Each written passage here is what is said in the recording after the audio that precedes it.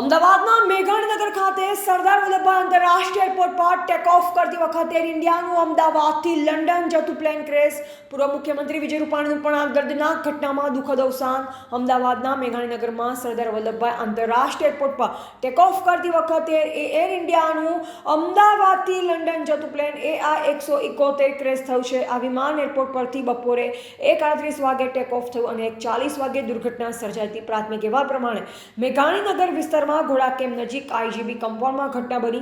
આ દરમિયાન દૂર દૂર સુધી ધુમાડાના ગોટે ગોટા જોવા મળ્યા, જેથી આસપાસના રહીશોમાં ભય ફેલાઈ ગયો હતો. પ્રાથમિક અહેવાલ પ્રમાણે ટેક ઓફ વખતે વિમાનના પાછળનો ભાગ વૃક્ષ સાથે અથડાતા ઘટના બની.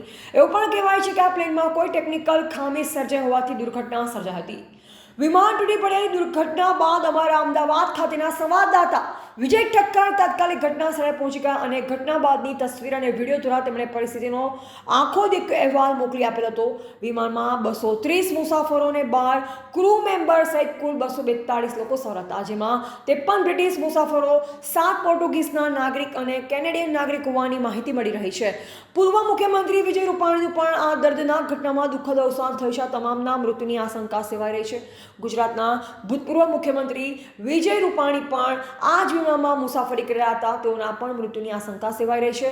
અમારા સંવાદદાતાના જણાવ્યા મુજબ અમદાવાદ સિવિલ હોસ્પિટલના પોસ્ટમોર્ટમ રૂમ પાસે દર 1 મિનિટ એમ્બ્યુલન્સ લાશોને લઈ આવી રહી હતી. આ લાશો સંપૂર્ણપણે બળી ગયેલ અને ભડથું થઈ ગયેલ હાલતમાં હતી. મૃતકની ઓળખાણ થવી પણ લગભગ અશક્ય હોય તેમ લાગી રહ્યું છે. પ્રશાસન અને પોલીસ દ્વારા સમગ્ર વિસ્તારને કોર્ડન કરી દેવામાં આવેલો હતો અને ઘટના સ્થળથી સિવિલ હોસ્પિટલ સુધી, ટ્રોમા વોર્ડ અને પોસ્ટમોર્ટમ સુધી લાશો અને ઘાયલોને પહોંચાડવાની કામગીરી અવિરતપણે ચાલુ હતી. આમાં રેપિડ એક્શન ફોર્સ અને મિલિટરીના જવાનોની કામગીરી પણ ઉત્કૃષ્ટ રહી.